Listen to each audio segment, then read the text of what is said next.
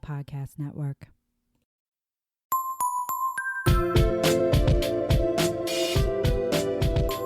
Welcome to your favorite podcast about badass ladies from history who spent their lives smashing the patriarchy. The podcast that takes whining seriously. Yes, it's another episode of whining about Herstory. Emily's really stepping up her game this week. I am super jazzed right now. Welcome to Whining About Herstory, the podcast where two longtime gal pals chug wine and talk about badass ladies from history you've probably never heard of. I'm Emily. I'm Kelley. And we are so happy you're listening today, and we hope that you're having a super duper day. Right. And if you're not, we Hopefully get it. This will make you better. Yeah, we're here to like pump you up. Woot woot. Like, if someone's telling you you're a piece of shit and you can't do something, we're here to tell you they're a fucker and we hate them and we love you. And you can do it. You can do the thing. Do all the things. We may have had a little extra wine today. Oh my God, this wine. I am so excited about it because it is probably the least... It's the most unassuming wine we've drank because it's just straight up sangria. Yeah. But it's so fucking good. Like, if you put this in a juice box, I'd be like, yeah, it's just juice. I would drink it. I would chug it down. And I mean, it's not very high alcohol volume, so that's probably, it helps. So we're just drinking a classic red sangria. It is the Kirkland, which is the Costco brand. Go Costco. It's Costco. It says, this sangria is a delicious blend produced from the finest grapes, Mediterranean spices, and natural Valencia orange essence from Spain, using a family recipe that goes back 2 generations. The result is a delicious sangria that captures the authentic spirit of a summer in Spain. Well, I'm feeling like I'm in Spain right now. It's definitely summer. It's definitely a summer drink. It's great. I love it. I'm so happy. And any place where I can get my wine and my guac is all right by me. So, what are we cheersing to today? Oh, we're cheersing to your big-ass fucking ring, Kelley. How many times can I hit it on a desk? Hey, every time Kelley hits her monster ring on the desk, drink! Unless you're at work, like, don't drink. I get you drink probably when you get need home. it. Just tally mark it. Yeah. Tell your partner, hey, I fucking earned this. The whining about Herstory ladies told me to. Yep. It's valid excuse. So what are we cheersing to today? It shouldn't be so hard to think of fun things to cheers to. Cheers to Pride Month in general. This will be our last episode of the month. No. I believe. No? Do we have one more? No, this is our third. Now I have to look at... Oh yeah, so this will come out on the 17th. Remove that. Time is hard. So this is Time is hard when we record in advance. This is our third episode for Pride Month. Okay. All month we're profiling LGBTQ plus women and celebrating them and getting our pride on. And it's been such an experience. We're only 3 weeks in and I'm already like... I feel like I've learned so much. Here's the thing, like, I'm not trying to say I know everything, but I've done a lot of research about, gay rights and pride and all this stuff, but learning these women's stories and going as in-depth as we can with them has been such an experience. It's been so eye-opening and as emotionally wrecking it is. It really is. It's so important. And I keep, like, working it into conversation. I know, right? Like, I'm like, oh, and I was researching this, and it's really interesting, and now I'm going to tell you, like, a 45-minute story about this person you've never heard of. I was actually, I was still doing the research for Marsha P. Johnson, and I was talking about the podcast at work, and my boss is like, oh, what's the Stonewall Uprising? I was like, let me fucking tell you. Sit down. Oh, my God. The Stonewall Uprising. I know, I've been talking about it with coworkers, and I'm like, I'm sorry if you're getting annoyed with me, but this is my life right now. Yeah, no, it's been fascinating, and we're really enjoying it. Oh yeah. But feeling the weight, which is not even compared to the way of what people live with every fucking day. I'm not trying to like co-opt your pain, but it's been such an experience. I'm really grateful that I'm really happy we're doing this. Yeah, these people deserve to be heard. So cheers to Pride. Clink. Clink. We're using our plastic wine glasses again. We're using our plastic fucking patriarchy wine glasses from Wine and Crime. And if you haven't listened to that podcast, definitely give it a look. It's wine. It's true crime. It's fucking awesome. It is a little graphic, so if you're not into that, maybe don't listen to it. Yeah, if you're not into true crime, don't fucking listen. I mean... But, another group of Minnesota gals doing their thing. The Necrophile episode is a gem. Isn't that like episode 1? Yes. Yeah, they just launch right into it. It profiles a deer fucker, from deer Wisconsin. and horse fucker from Wisconsin. So good old Wisconsin doing us proud, as always. On that note. This wine's really good. I know normally we do what did we think? But we already got into it. Yeah, it's like a juice box. We're like 2 or 3 glasses in each because it's not super high alcohol volume, which is nice. And it tastes really fucking good. Oh, well, and normally the reds we drink, they're sippers. Yeah, we tend not to like those as much because they're dry and they're sour. And for me, it reminds me of communion 90% of the time. All those Catholic school memories, they need to stay buried. I need wine that I can chug. Yeah, so I feel like we should be tubing on the river and we each have our own bottle. Right. Or we put it in a water bottle or something because you can't have glass on the river. Yep. We'll just put it in a plastic water bottle. Yeah. I'll get one of those drink hats. Yeah, there you go. Half the bottle goes into one side, half in the other, and I'm just living on Easy Street. Yeah. You don't have to carry anything then. It's already on your head. It's the perfect solution. Oh my God, we're so creative. Yeah. We're creative drinkers. Make like a bikini that it holds the wine like as the cups. Have you seen those? Those exist. Is that actually a thing? Yeah, you can there are things you can hide them like in your flasks, shirt. basically. Yeah, and then there's just like a little straw that hides under your collar and you can just pull it out and sip it. I've seen it for ties and stuff and I'm like, yeah, that looks so funny. There's a backpack. Yeah, I know. See, that's what that wouldn't work well on a river, but camping. Yeah, you need to get through the last 2.5 miles of that hike. You need something to charge you up. There you go. Fill that fucker with some whiskey. Because nothing bad has ever happened to someone drinking whiskey while hiking in the woods. Oh, you're funny. Okay. So, we're going to do the say your name portion. Now, we didn't fuck up. I fucked up. So last week, I did a say their name for someone who was totally deserving, but at the beginning of the month, we said we were going to talk about well-known women from history who are part of the LGBTQ plus community that you might not have known. Yep. And I just completely went off the rails last week because it was someone I was meaning to shout out, and I kept forgetting to bring the information with me, and I finally remembered, and I needed to strike while the iron was hot. So today, to make up for it, we're going to talk about 2 ladies who you might not have known are part of the LGBTQIA community. It's okay. Even though you fucked up, I still love you. You know what? We need more forgiveness in the world, especially me, because I fuck up constantly. You're funny. So the first to say their name is going to be Eleanor Roosevelt. And a lot of people don't know this, but she liked both sexes. She liked men and women. At the time, we don't know if she was bi or pansexual or, what her deal was. Or if she even liked labels. Yeah, exactly. Like back, it was in the 1930s, so. But she actually was in a relationship with a woman while she was married to FDR. Because originally, her name was Lorena Hickok, also known as Hick. So I'll just be calling her Hick, because that's what everyone called her. That's kind of a badass nickname. Right? So she originally was covering FDR's bid for governor, and then she started doing pieces on Eleanor, and she was actually warned by her editor to not get too close to your sources.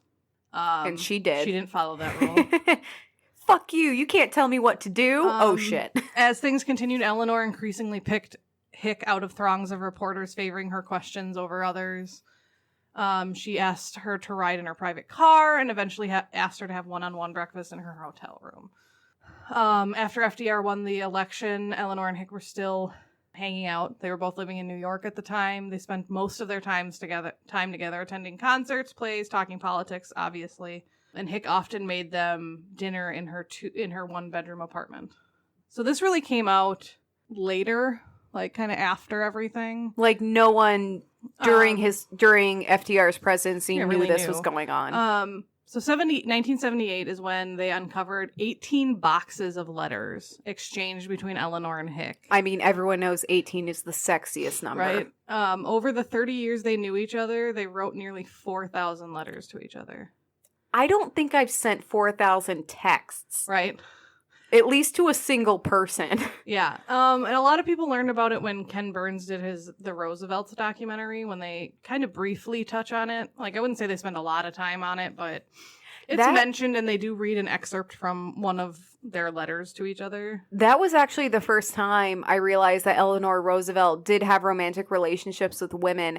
And I remember going to dinner with my parents. I was like, okay, before we sit down, did you guys know Eleanor Roosevelt was into ladies? Like, am I just catching up? Because I was like, she's such a prolific woman, and we know everything about her. And I was like, how did I just learn this? And she was one of the biggest supporters of like the pro-gay agenda during her time, which was pre-Stonewall. Sorry, one of the dogs is scratching at the door. So that was pre-Stonewall, but you know, she you can look back on her and you know, she was really big on like African American rights and women's rights, but she also was very big on, you know, pro-gay. Eleanor was woke. And I am actually going to also read an excerpt from one of her letters. I found this one's my favorite. Let me just start fanning myself. myself. Little long. It's 1930. It's not that steamy. I mean, come on. So this was written from Eleanor to Hick on February 4th, 1934. Hick, darling, I just talked to you, darling. It was so good to hear your voice. If I just could take you in my arms. Dear, I often feel rebellious too, and yet I know we get more joy when we are together than we would if we lived apart in the same city and could only meet for short periods of time now and then. Someday, perhaps, fate will be kind and let us arrange a life more to our liking. For the time being, we are lucky to have what we have. Dearest, we are happy together, and strong relationships have to grow deep roots. We're growing them now, partly because we are separated. The foliage and the flowers will come. Somehow, I'm sure of it. I'm gonna whine cry. That was beautiful. I know, wasn't it? That was so emotional, and just kind of the pain there. It's like, man, maybe someday we can be together, but right now, they fuck. spent a good chunk of their relationship apart from one another, just because obviously Hick was still a reporter and she was traveling around the country. And then, you know, depending on what FDR was doing, Eleanor was probably by his side. But yeah, it obviously helped them grow stronger. And, you know, obviously they made time to be together when they could. And that's the important thing. And obviously, you know, they made it work. That's really sweet. Yeah, I like that one. I hope that they were both reincarnated and they were able to just be together constantly. I hope they were that couple that was like never apart, or when one of them went to the bathroom, it's like, I'll count the minutes, darling. Oh, I'm gonna miss you so much. Text me. Like, right, or goes up to the door and just like stands there and knocks. Going, I just need to hear you breathing.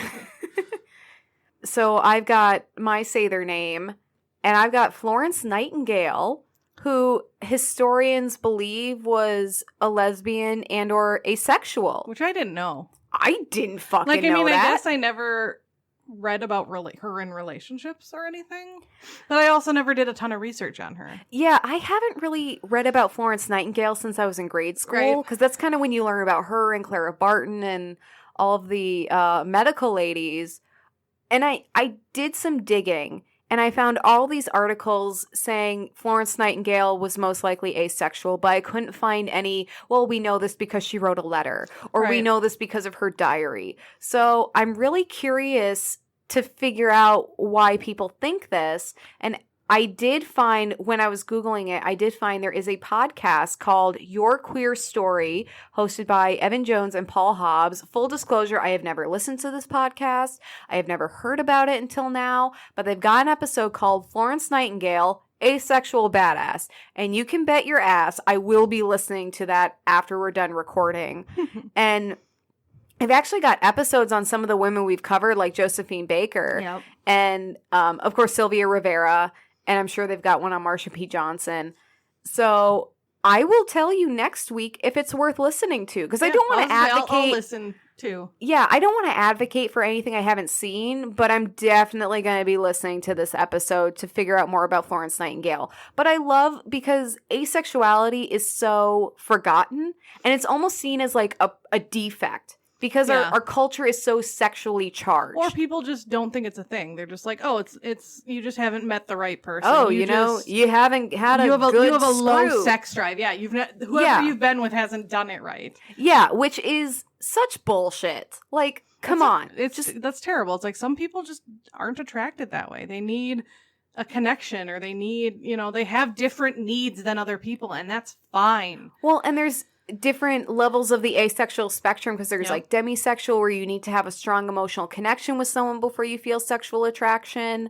There's aromantic, where you just don't feel romantic connections with people, and all of those are fine and they're totally valid. So I'm really excited to learn more about Florence Nightingale and her being asexual, but also the possibility she was attracted to women, because you can still have relationships and love people without having sex with them or feeling that attraction. That's fine. There's plenty of people that, or maybe not plenty of people, but I've read stories recently about married couples that they don't have sex. That's just their thing, because either one or both partners are asexual, and they're just like, we love each other, but the physical aspect of that isn't there, and we don't need it. And that's 100% valid. Yeah.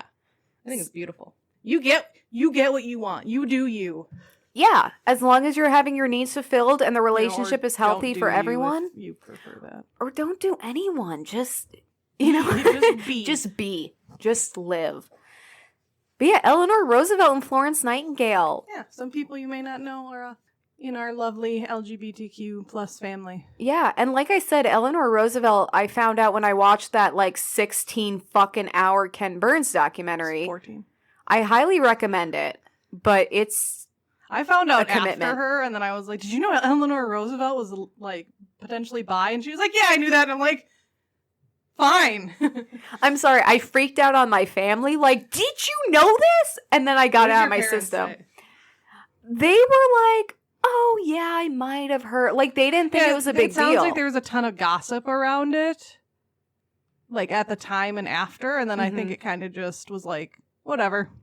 Well, because it was so unacceptable at the time, especially the first fucking lady. Right, and so I think people were just like, no, it was just, they were just best friends, and it's fine, and she was with FDR, and we're just gonna move on. Yeah, FDR could go and fuck whoever the hell he wanted, but God forbid Eleanor has a relationship with a woman. That's when we get into, diabolical territory. That's the line, Emily. Goddamn.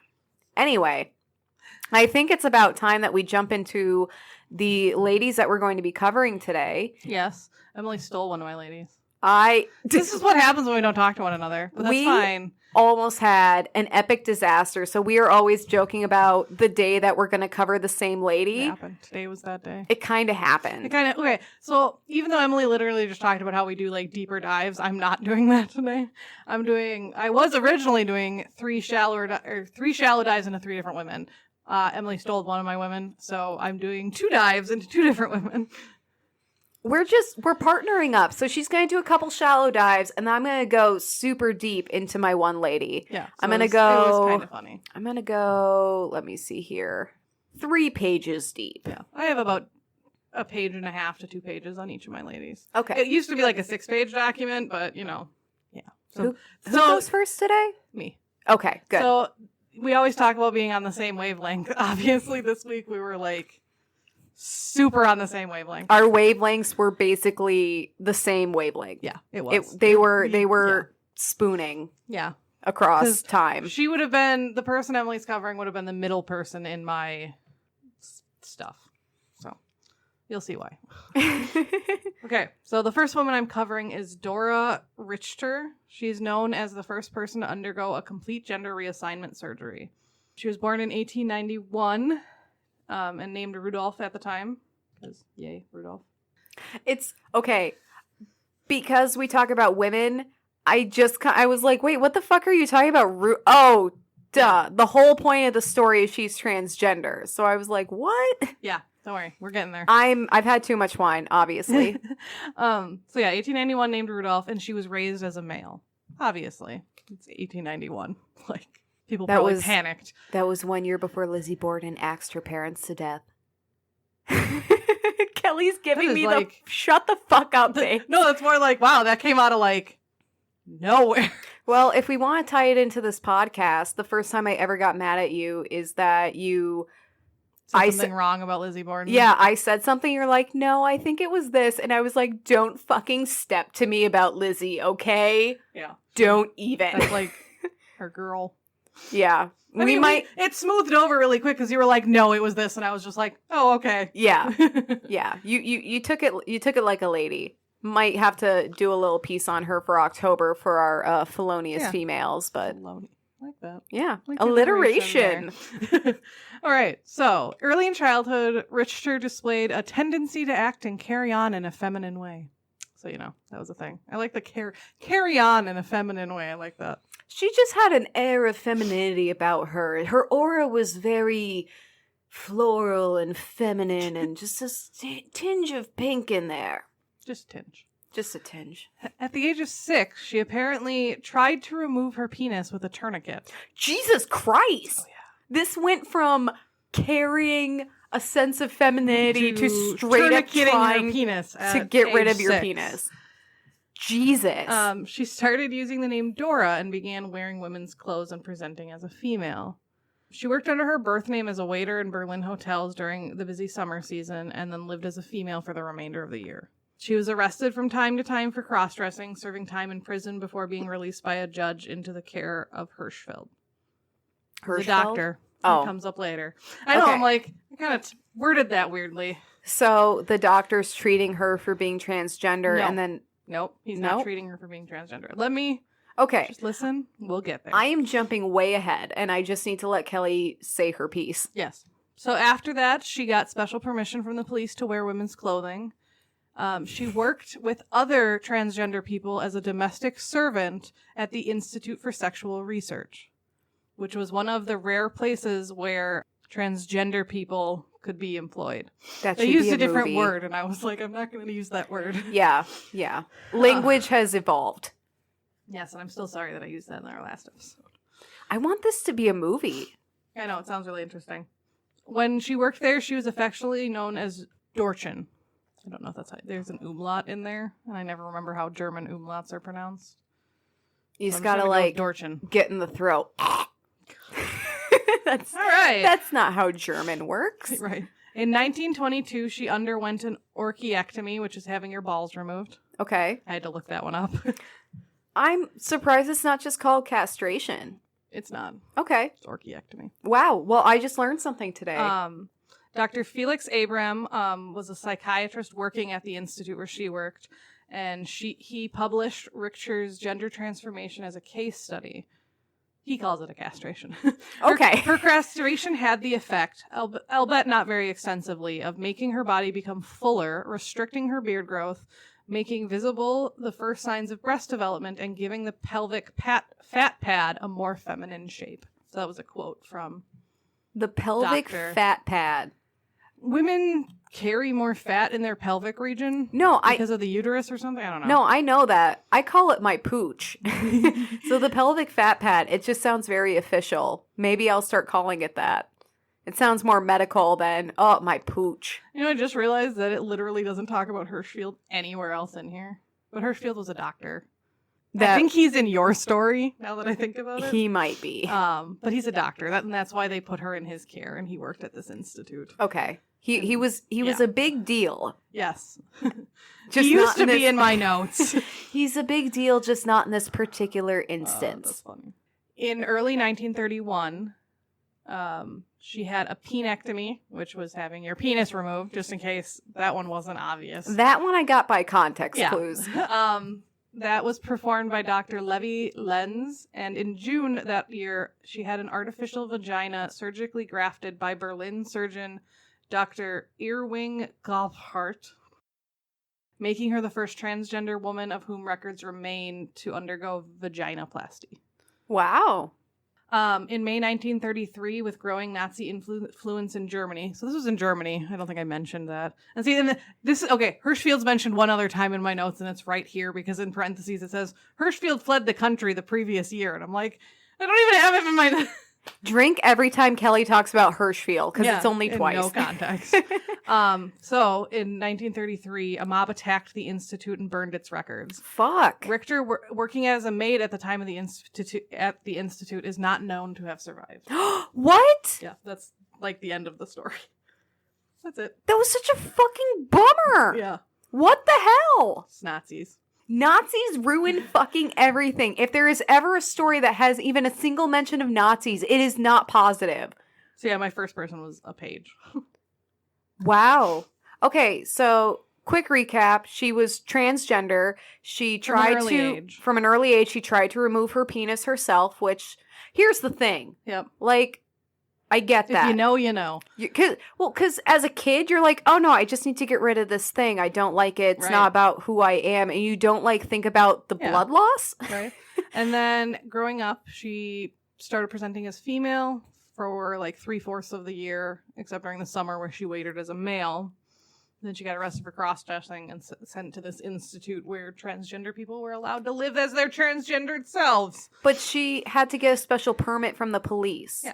Well, remember they had that in one of your stories, The pants permit. The pants permit. That's exactly what I'm thinking of. I'm so like, this would be like the skirt permit. Okay, so just a heads up. If you're a woman, you need a pants permit. If you have a penis, you need a skirt permit. Yeah. It's a thing. I'm going to make these up. I'm going to make some fake permits to carry on in my wallet just so I can no, I can wear pants. I am allowed to wear these shorts. You are not allowed to objectify me for it though. That's the caveat. Anytime you see a guy staring at you, be like, no. I'm allowed to wear these. Don't rat me out to the cops, you son of a bitch. Okay. So the next person I'm doing is Christine Jorgensen. She was the second child of carpenter and contractor George William Jorgensen Sr. and his wife Florence Davis Hansen. At birth, she was named George William Jorgensen Jr. and grew up in the Belmont neighborhood of Bronx, New York. She later described herself, quote, as frail, blonde, introverted little boy who ran from fistfights and rough-and-tumble games, end quote. So that's what she said about herself. Okay. She graduated from Christopher Columbus High School in 1945 and shortly afterward was drafted into the U.S. Army at age of 19. Oh, shit. This was 1945, you said? So World War II? Yep. God, how many Nazis are going to be in this fucking story? That's about it. They didn't really go a lot into her army career. So okay. I'm guessing it wasn't all that exciting because that would have been the end of World War II, wouldn't it? She served, she did her thing, she got out. Okay. Yeah. After being discharged from the Army, she attended Mohawk Valley Community College in Utica, New York, and the Progressive School of Photography in New Haven, Connecticut. She also attended the Manhattan Medical and Dental Assistance School in New York. She's got a wide variety of interests. Yeah, she likes her stuff. Yeah. Why be limited to one pursuit? I'm going to do everything. Yep. So, returning to New York, she was increasingly concerned, as one obituary later called it, quote, a lack of male physical development, end quote. So she was concerned that her body wasn't developing in a traditional masculine way? Yeah. Okay. Jorgensen heard about sex reassignment surgery and she began taking estrogen in the form of ethanolestrol, and researching the surgery with help of Dr. Joseph Angelo, the husband of a classmate at the Manhattan Medical and Dental Assistance School. She intended to go to Sweden, where the only doctors in the world who then performed the surgery were located. During a stopover in Copenhagen to visit relatives, she met Dr. Christian Hamburg, a Danish endocrinologist and specialist in rehabilitative hormonal therapy. She stayed in Denmark and underwent hormone replacement therapy under Dr. Hamburg's direction. She chose the name Christine in honor of Dr. Hamburg, because his name was Christian. Oh, that's sweet. Yeah, that's really nice. Christine obtained special permission from the Danish Minister of Justice to undergo a series of operations in the country. Probably because she was an American. Yep. On September 24th, 1951, surgeons at Gentofte Hospital in Copenhagen performed an orcaectomy. So remember, that's removing the balls. Oh, I was going to say Jorgensen. Removing the orca from the ocean. No. In a letter to her friends on October 8th, 1951, she referred to how the surgery affected her. Quote, as you can see by the enclosed photos taken just before the operation, I have changed a great deal. But it is the other changes that are so much more important. Remember the shy, miserable person who left America? Well, that person is no more, and as you can see, I'm in marvelous spirits. End quote. You know what's interesting about that is it sounds like she was just kind of fucking miserable and didn't really know why. Until she, just kind of figured it out and was like, hey, this is what I'm going to do. And there was no Google to you No, type she just in kind of like started taking hormones and was like, this is what I'm doing. Yeah, because you can't Google a vague feeling and then realize there's an entire word for it. You can't. There was not the word transgender. No, back then. Exactly. So good for her. intense. I'm glad she found it. So that was that was September 1951. So over a year later, in November of 1952, doctors at the Copenhagen University Hospital performed her penectomy. And in Jorgensen's words, quote, "My second operation, as the previous one, was not such a major work of the surgery as it might imply," end quote. So I'm guessing because, before it said she was kind of an underdeveloped male. So I'm guessing, and she's saying it didn't take that much work, so she must have had small things. There wasn't a ton of... Yeah. Okay, I get it. Wasn't a ton of stuff to work with. She then returned to the United States and eventually obtained a vaginoplasty when the surgery became available there. The vaginoplasty was performed under the direction of Dr. Angelo, so her original doctor, with Harry Benjamin as a medical advisor. Later in the preface of Jorgensen's autobiography, Henry Benjamin gave her credit for the advancement of his studies. He wrote, quote, "Indeed, Christine, without you, probably none of this would have happened. The grant, my publications, my lectures, etc." End quote. So him being able to engage with her... helped his work. Okay. A lot. Well, and I'm sure it helped society as a whole, because it's like, how often in the 1950s was there someone, first of all, who was openly identifying as transgender, and then willing and able to go through the American to do it. Right. Okay, so now comes her return to America. Okay, buckle up. The New York Daily News ran a front page story in December 1st, 1952, so shortly after or I think it was actually just before she returned. And they ran it under the headline of, quote, "XGI becomes blonde beauty," end quote. Announcing incorrectly that she had become the first recipient of a sex change. But as we know, this type of surgery had previously been performed by German doctors on Dorch and Richter, and then Lili Elbe, who Emily is covering. Spoilers. Spoiler alert. Both patients of Magnus Hirschfeld. Okay. At the Institute for Sexual Wissenschaft in Berlin. I am so proud how you tackled that German word. Yeah. She like sat up in her chair. She was so confident. She's like, "I've got this." But yeah, so as we know, Doris, who I covered, and then Lily, who Emily will cover, were the first two. But Jorgensen was the first American, and she was the first one to do it with an added prescription of female hormones. Neither of the other two had female hormones. At least not that I saw in my stories. Or like to the extent that Christine did. Maybe you'll prove me wrong. I was going to say, we'll get into it. It's just what my sources said. I don't want to just like tell you, "No, you're wrong, fuck you." I might be wrong. Because here's the thing. I wouldn't be wrong. My sources would be wrong. All of history is murky and shitty. So we're doing the best we can. So there is going to be some differing information. Which so we're trying. So on a high note, Christine was an instant celebrity when she returned to New York in February of 1953. Really? Yeah. Oh, I'm so happy. The first authorized account of her story was written by Christine herself in the same month that she returned, and was in the issue of an American Weekly titled, quote, "The Story of My Life," end quote. The publicity created a platform for her, and she used it to advocate for other transgender people. New York radio host Barry Gray asked her if jokes such as, quote, "Christine Jorgensen went abroad and came back abroad," end quote, bothered her.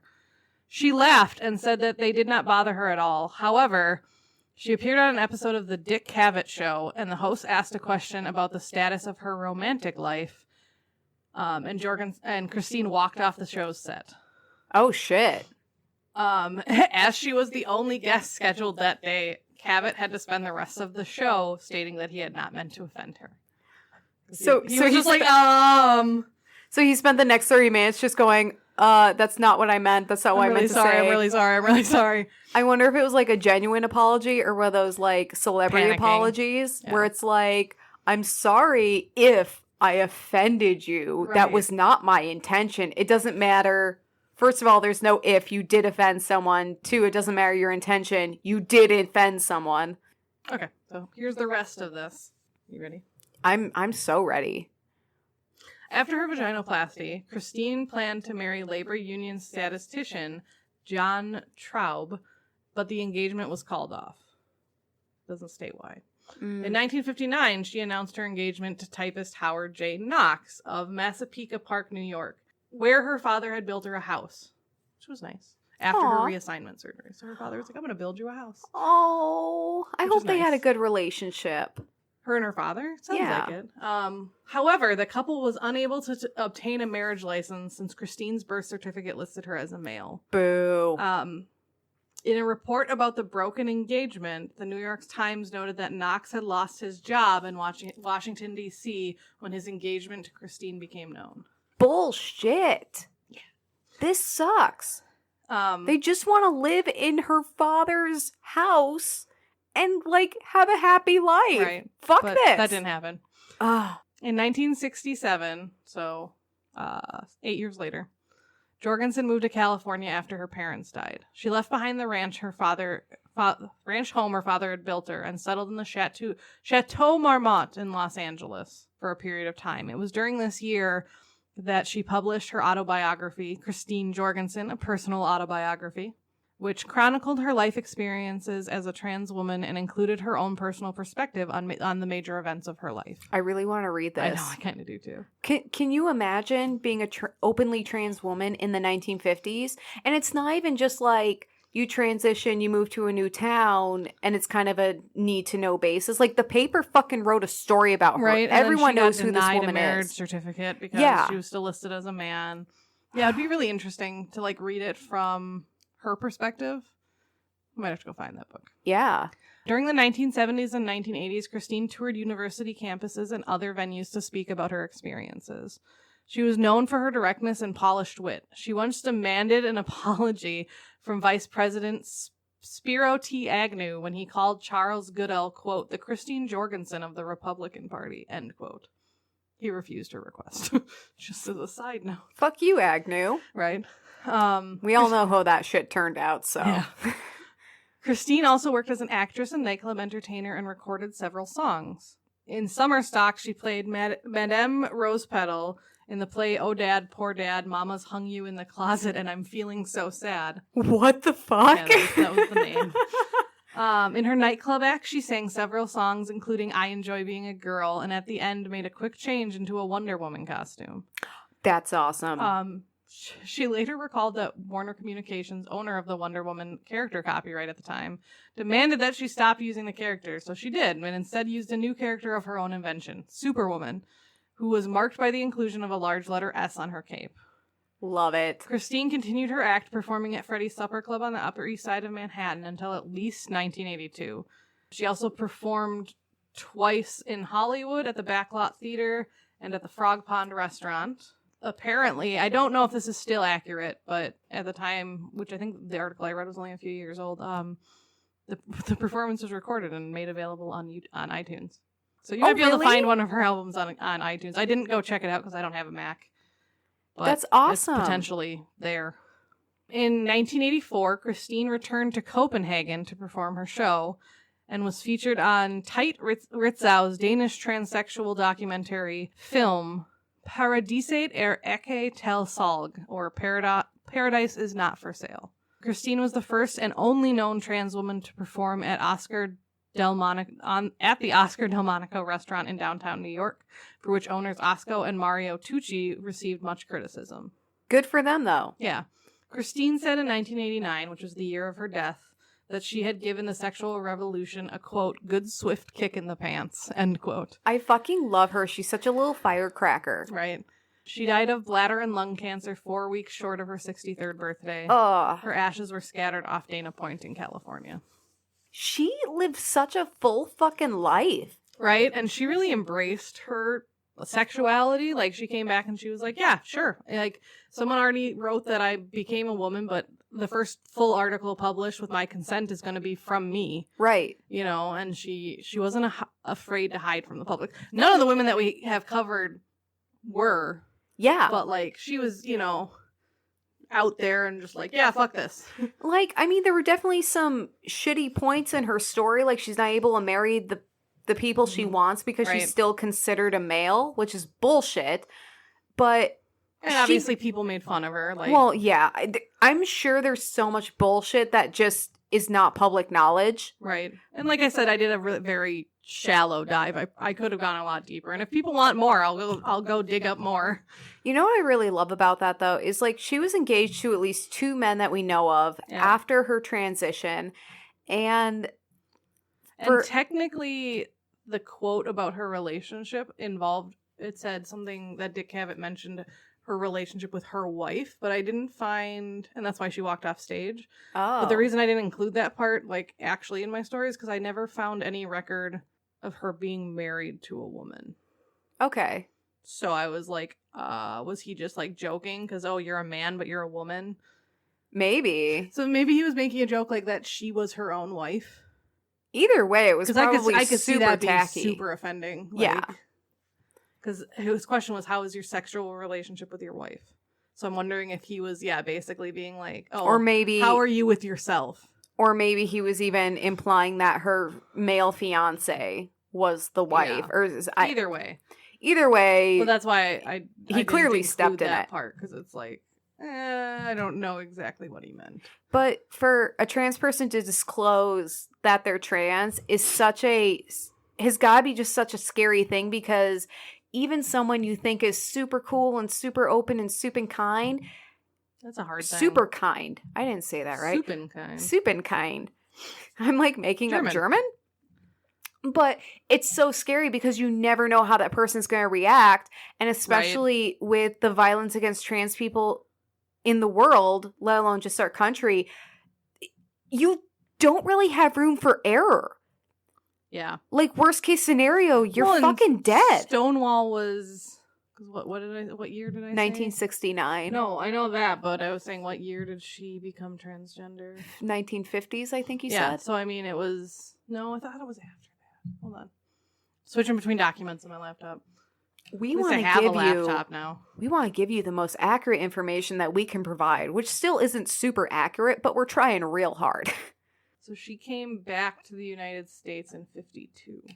And yeah, Stonewall was 69. So yeah, this was even before, like, the big movement. The big push. Like, and it was public. Right. So, I think it was probably more of like, and I don't mean this in a bad way, because I'm talking about back then. It was more of like maybe a freak show kind of attraction. You know what I mean? Like, this is so weird. This is the first person in America to come back a different gender. Like, it was probably very unusual for everyone else. But can you imagine? So for most people, I'm sure they were like, whoa, what? But can you imagine all of the people who felt that? Oh yeah, that the people were that are like, I can do this. Or they're like, oh my God, there's someone else. Yeah, there's someone else like that feels me. the way I alone. feel. That's gotta be incredible. Good God. I love how she lived a fucking badass life. Right? And she didn't, like I said, she didn't hide. Like, after she moved, after her parents' death, which she probably felt kind of lonely. Like, it makes sense that she would move. Right. She went on to be a waitress and an actor, and she sang some songs, and she performed in various locations, including going back to the place that she had the initial surgery. Right. Like, that's awesome. That's awesome. Man, so Christine and Dora. Doris. I'm sorry. Dorchin. Doris Dorchin. You're right, it is Dora. Okay. Or Dorchin. I was making a joke about Dora the Explorer earlier. I was waiting for that. So I was like, did I screw that up? Okay, well, thank you for sharing that. So I found a side note that I put in, that like a comment that I missed. Because I apparently didn't even know I made comments. Like, you know how you can make like a little off the side comment? Right. Yeah. It didn't show up when I first wrote it. So it says that Magnus Hirschfeld, we're coming back to him, was a sex research pioneer. Yeah, that worked at the Institute of Sexual Research. So that's why she was put into his care. Drink a 4th time, people. Seriously, if you're drinking the sangria, you're probably like on your 4th cup. Seriously, this stuff is so smooth, and I don't even feel buzzed. I know, I kind of want to pour you more, but at some point you have to go home. At some point, I need to get my shit together. Okay. Well, as Kelley said, I kind of stole her lady. But thank God she did 2 other ladies to make up for it. Yeah, that would have been real bad. We would have had to reschedule because we can't just do the research in like, oh, give me 20 minutes. I'll have something. It'd be like, give me like 2 days.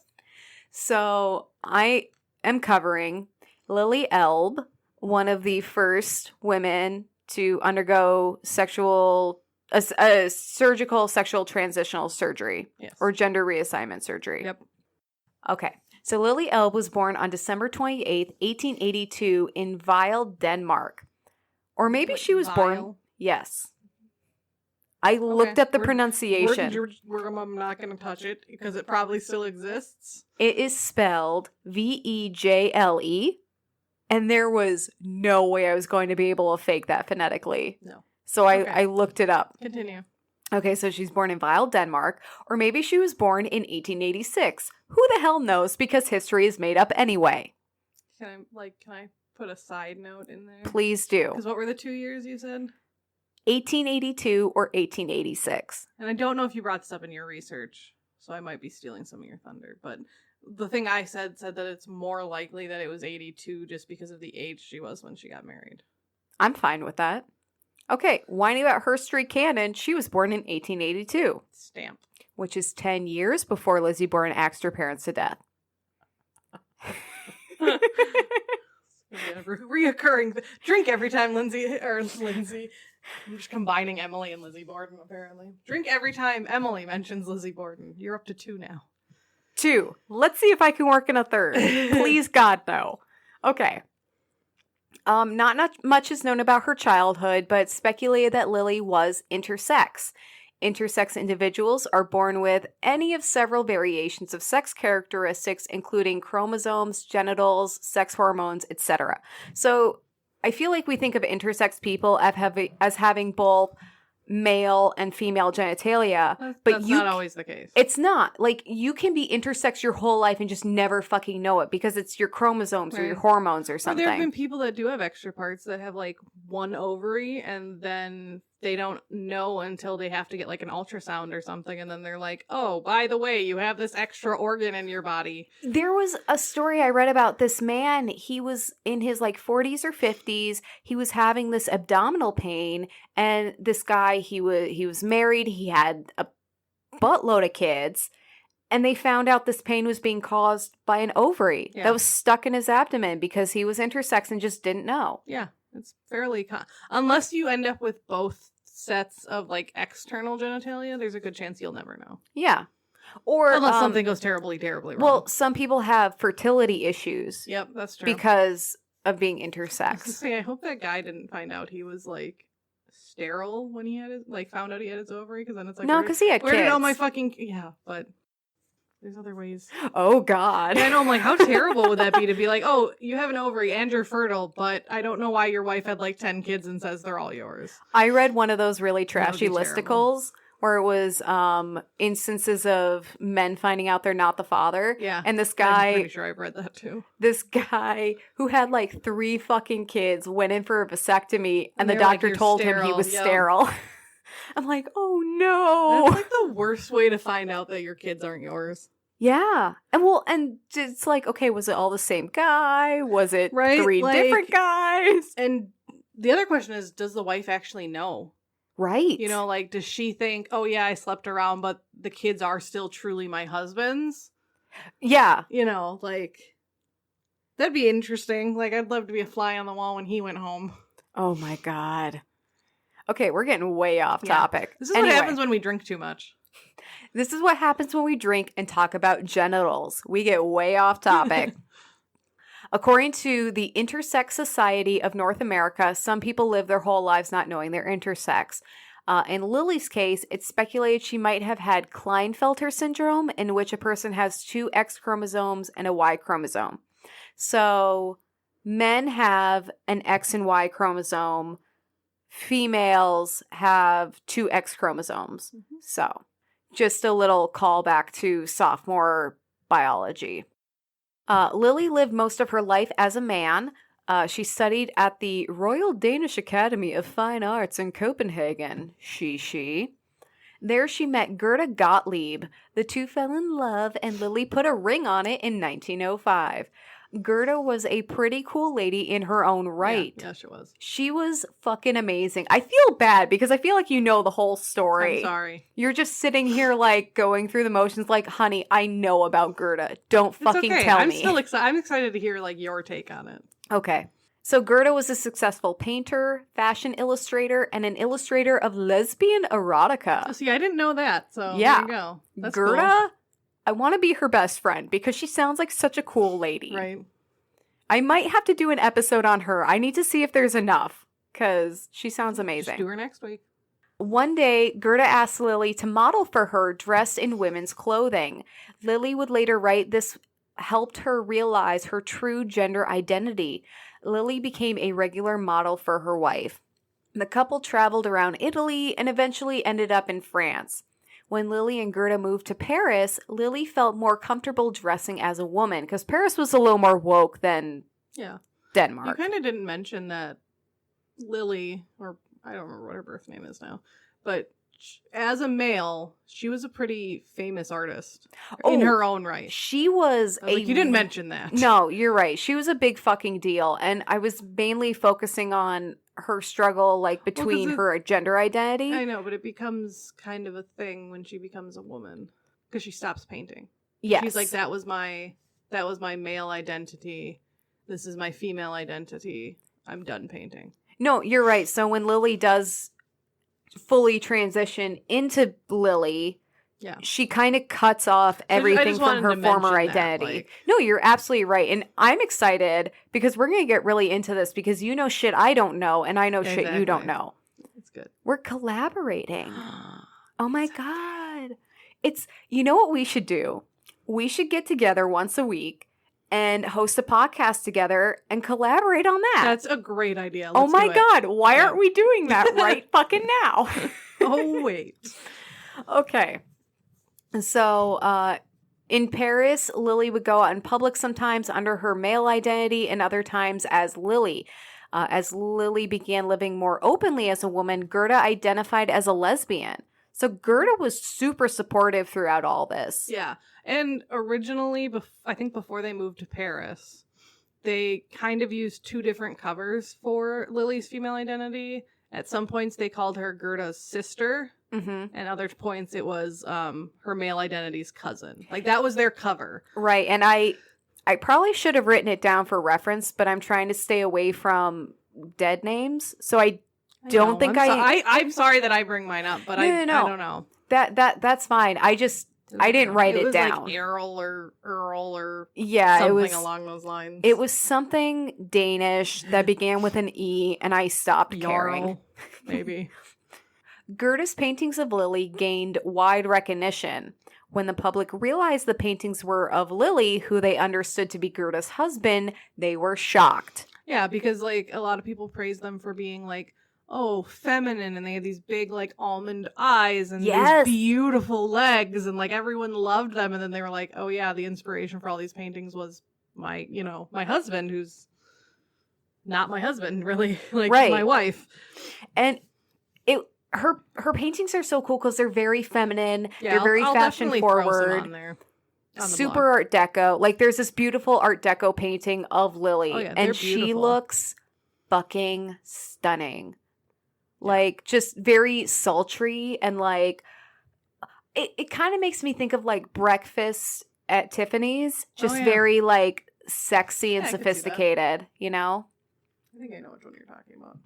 During the 1920s and 30s, Lili regularly dressed as a woman, attending events and hosting at home. Sometimes Gerda would introduce Lili as her sister, as only their closest friends knew she had transitioned. Yeah. Or sometimes it was, it's her masculine counterpart's cousin or something like that. They would find excuses for why this woman is hanging around and why she's so close with everyone. In her autobiography, Lili wrote of a time when she dressed in a ballerina outfit. Quote, I cannot deny, strange as it may sound, that I enjoy myself in this disguise. I like the feeling of soft women's clothing. I felt very much at home in them from the first moment. So, like, she put on women's clothes and she's like, this is it. I didn't even realize this was missing. Yeah. Because there was no word for this. There were no social media posts. There were no blogs. That's what we're talking about. No Google. Yeah, there was no Google. So it's like, can you imagine living like that and not having you have this feeling and you it's don't the whole know. Missing piece thing. Yeah. That I've even heard like modern day transgender people have sometimes that they, that they're like, something's missing and I don't know what it is. Well, and even people growing up today may not have a word because they may not be aware of it. Yeah, well, that's what I just said. Well, I know. I'm just saying Google doesn't solve everything. Yeah, no, it doesn't. In 1930, Lili, who desperately wanted to have a child of her own, was ready to take the next step in her transition. She traveled to Germany to have sex reassignment surgery or gender reassignment surgery. Remember, this was the 1930s, so these types of procedures were highly experimental. Also, side note, you don't have to have surgery or hormone therapy to be valid. No. You can be trans. Like if you want to, sure. But if you don't want to, you're wonderful and beautiful the way you are. Yeah, exactly. If you identify as trans, if you identify as a woman or a man, you're a woman or a man. We're not promoting it one way or the other. We're just telling people stories. Right. This was just the path Lili personally felt was right for her. Mm-hmm. So, the first surgery Lili underwent was to remove her testicles. I didn't write down the name of it. What was it again? Orcaectomy? Or something? I remember it because I'm like, oh, orca like the whale. Orca and then ectomy.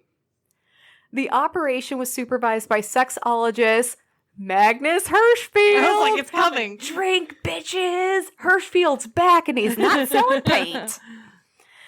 Side note on this dude, he created one of the first groups that advocated for gay and trans rights. Hirschfeld is kind of a big deal. And if this wasn't a woman's podcast, we might go into him more. Yeah. Google him. He did good things. He did. Good for you, Hirschfeld. Before this first operation, her physician determined that she had more female hormones than male hormones. So this is why it was suspected that Lili had Klinefelter syndrome and was intersex. Okay. And actually, I was specifically looking for an intersex woman to cover, and that's how Lili showed up. Interesting.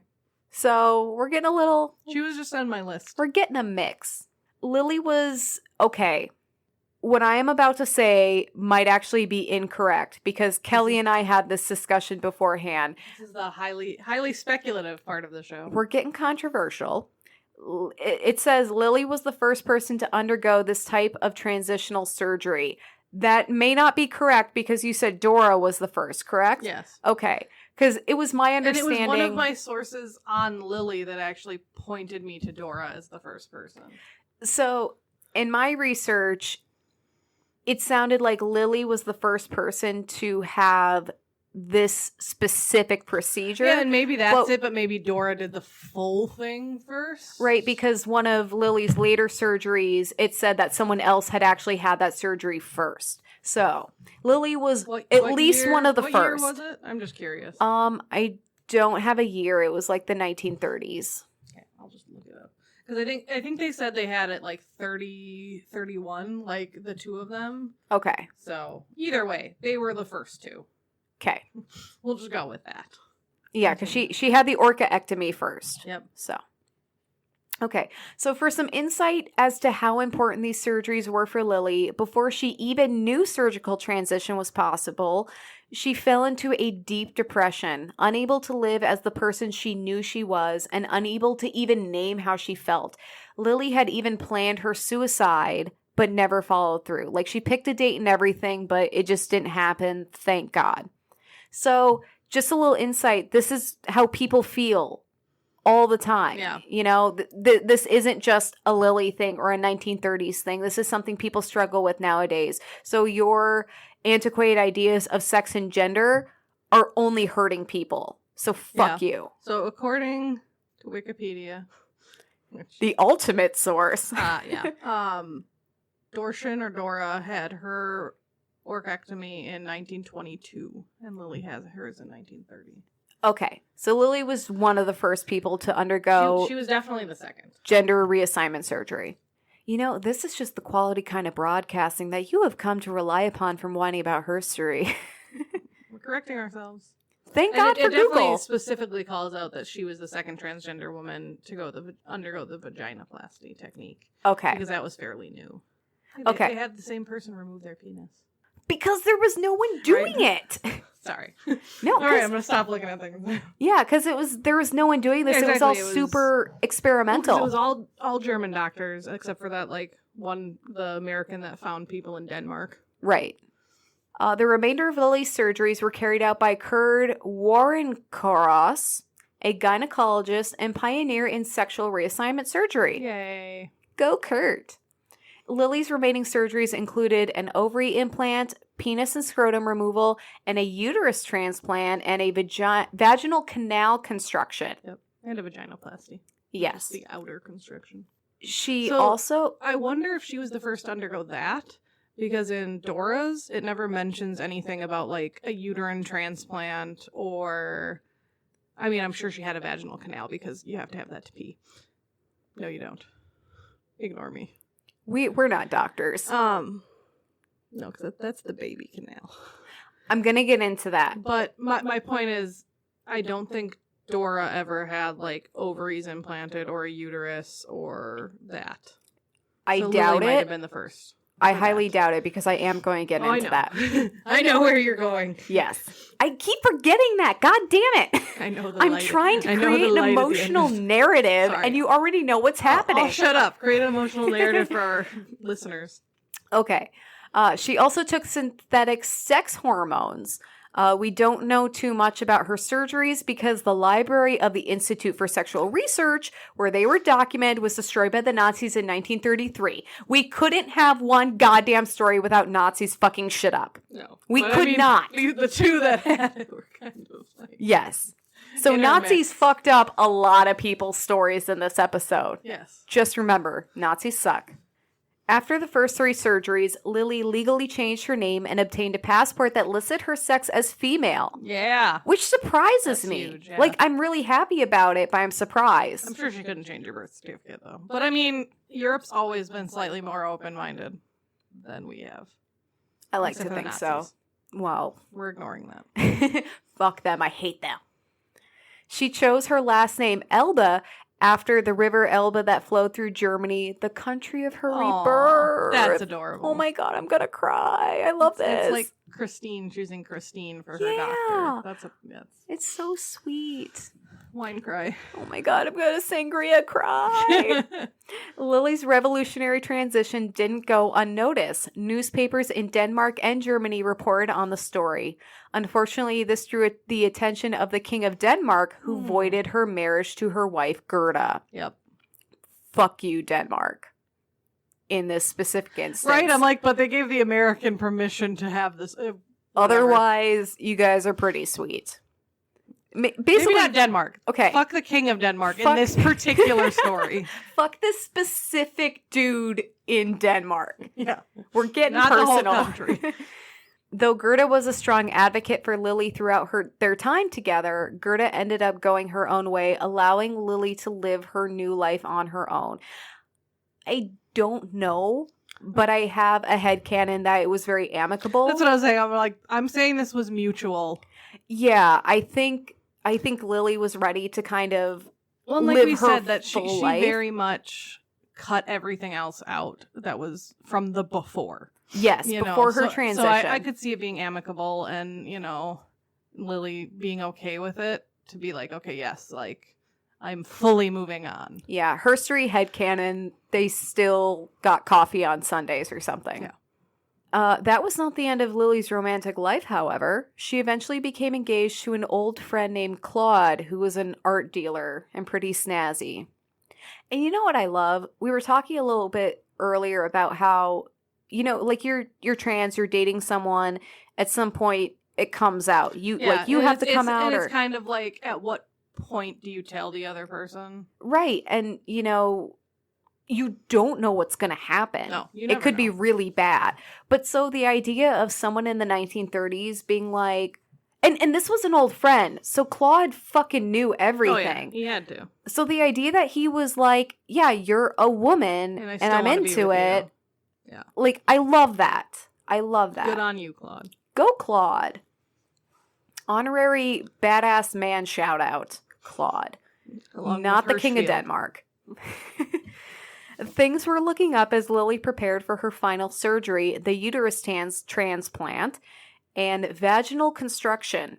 Lili hoped the surgery would allow her to give birth to her own child. Unfortunately, grab your wine. After the surgery, Lili contracted an infection and her body rejected the transplant. There's no antibiotics back then. So transplant drugs to help someone not reject it were in their infancy, if even really around. Antibiotics weren't really a thing either. So if you got an infection, you were just fucked. At the time, okay. I'm getting ahead of myself. At the time, transplant rejection drugs were still in their infancy. Modern physicians know that this surgery would have never worked. So this wasn't just she got unlucky. She could have had a uterus. No, because your body... No, it with the technology at the time, there was no way this was going to work. Well, and my whole thing was, I don't think she would have been able to have a baby anyway. I doubt it. I guess I don't know, but I don't think so. She didn't even get that far because the transplant it didn't take. Yeah, it was bad. Which is super sad. Though Lili knew she would not recover, she wrote letters to her loved ones describing how happy she was to finally realize her dream of becoming a woman. In one of the letters, she wrote, quote, that I, Lili, am vital and have a right to life I have proved by living for 14 months. It may be said that 14 months is not much, but they seem to me like a whole and happy human life. Aww. I am gonna fucking cry. 3 months after the surgery, on September 13th, 1931, Lili died of cardiac arrest induced by the infection. She was buried in Dresden, Germany. Her grave was then leveled in the 1960s because the universe doesn't want me to have peace. There's so many people's graves that we can't visit because we either don't know where they are or people are assholes. Yes. But like this was the right choice for her. And she realized that, and even though she knew, like, okay, I'm gonna die, right, like, she's like, this has been the happiest time of my life. This is me. Yeah, and like she fucking died trying to realize who she is. Well, and she even said basically to me that letter was basically like, you know, I may have only had 14 months as a female, but to me this has been my whole life. Like this has been what I always wanted, and I feel complete now. Like she it's one of those I can now die happy type situations because she's like, I am now me, and I know I'm dying, but I'm happy to be I'm happy to have become who I am. Who I knew I was, who I wanted to be. Yeah. Right. It's tragic, but it's beautiful and it hurts in all of the feels. Okay. Legacy. I'm trying to end on an up note here because that was a huge fucking bummer. Yeah. In 2000, author David Ebershoff wrote The Danish Girl, a novel about Lili's life. So it's loosely based on her life. That's still nice. It became a bestseller and was made into a film by the same name in 2015. Downer, though, the film was criticized for casting a cisgender man to play Lili, which sucks. So they cast a dude to dress as a woman to play a trans woman, which is demeaning and shitty. And it's what happens all the time. And it sucks. However, the universe taketh away, but it also giveth. The production company of The Danish Girl erected a tombstone for Lili to replace the one that got mowed down. In the right place and everything? Well, I don't know. Because here's the thing. I feel like if they're taking down a bunch of graves, there's probably something going there. Yeah. But they at least erected some kind of honorary tombstone. That was nice. So a place where people could pay tribute and honor her memory. That's nice. So, you know. We're having a lot of ups and downs. Job, but... Yeah. Lili was one of the first transgender people to undergo transitional surgery. Though these surgeries were experimental and highly dangerous at the time, Lili persisted. The procedures Lili underwent are still used today, though they are much safer and have a higher chance of success. Right. Much modernized. Yes. Also, in recent news, the World Health Organization will no longer categorize transgender people as mentally ill. Yay. So they're not treating it as a mental illness. They're treating it as just like a gender identity. Which is, Yeah. which is took you long enough. I know, right? But it's progress, and I'm really happy. And even though this should have happened a billion fucking years ago, it at least should have happened when they decided that being gay or lesbian wasn't a mental disorder. Like that, it should have all just been together. And it's crazy. It's like we were talking about with Marsha P. Johnson and Sylvia Rivera, how the people who were leading gay rights at the time were white, middle class, gay and lesbian people. Yeah, they just didn't want to deal with the transgenders, They basically. fucking bargained with transgender people's lives. And it's like, no wonder they're 3 steps behind. Right? Because everyone else just kind of left them behind. Yeah. So, good news, though. I'm really trying to end on a high note here. Yes. Cheers to that. Cheers. Plastic cup cheers. Clink. Clink. Thunk. Gotta get that last drop in. Okay. Well, that's my story of Lili Elbe that I totally stole from Kelley. Yay. Yay. It worked out. Yeah, it did. The universe swung in our favor for 5 minutes. I'm glad that they made transgender not a thing. That was my thankful for this week. They made it not a mental disorder. I was like, Kelley, it's a thing. Like, I mean, it's a thing. But We've you be spent you. an hour talking about it. It's such a thing. Okay. What I meant. That is my thankful for. I don't want to think of anything else. I've had too much wine. My thankful thing for this week is way less worldly than Kelley's. It's super Stole selfish. It from you, basically. It's super selfish. But so my boyfriend, he has knee problems from his time in the military, and we went through years. Like, he's been having this since we started dating. And he's had years of misdiagnosis, poor treatment, thanks VA, and all this other shit. And so over the winter, he finally got an accurate diagnosis. He got some fucking awesome physical therapy. And the physical therapist, she was fucking amazing. And we're not used to getting that kind of medical care for him. So it was like, wait, I'm sorry, you actually give a shit? Right. What? It was like a complete 180. And so he's been doing so much better with his knee. And there were a lot of times where he couldn't be super physically active. He couldn't even stand to do the dishes because his knee hurt so much. And now that the weather's nice, we've been going on walks. He's been helping around the house. Right? He's been taking the dogs for walks. Like, it's been fucking awesome. Like, just this morning, we walked to a nearby coffee shop and got coffee. Like, it was amazing. So I'm really thankful that, one, he got the care that he fucking deserves. The basic care that everyone deserves and not a lot of people get. And 2, that he's doing well and he seems happier. And he's like going on walks on his own. Like, he's killing it.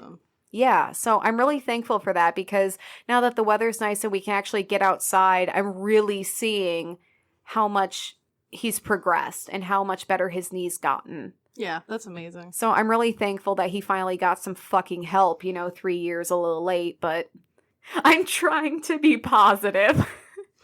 Don't go into the bitter side, Emily. It's so hard. I'm so naturally bitter. My vinegar runs through my veins. Thank you for listening today, guys. Make sure you check out our blog at whiningaboutherstory.com and email us about whiningaboutherstory@gmail.com. We'd love to hear from you, whether it's just a hi or telling us stories about yourself or powerful women in your life. Just anything. We'd love to hear from you. Also, follow us at Whining About Herstory on Facebook and WAH Pod on Instagram. Oh, yeah, and we're going to get a Twitter, and it's going to be at WHA Pod.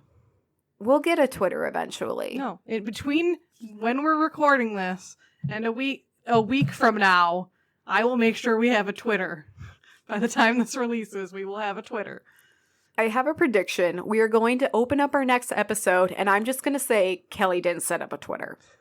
And that's the motivation. I'm just going to do it right now. No, do it out of spite. Yeah, also, please leave us reviews wherever you listen. 5-star reviews. It really helps us out. Or, you don't have to give us money. 3 if you don't like us that much. No, 5 only. Come on. Be nice. Be kind. Put some positivity in the world. Don't be a Empower shithead. women, empower women. Even if you're a man, empower us anyways. Yeah, because we need it. We need the validation, people. We do. Like, we're very fragile. We're strong, fragile people. Yeah, that sounds accurate. All right. Well, that's been Whining About Herstory. I'm Emily. I'm Kelley. And have an empowered day. Bye.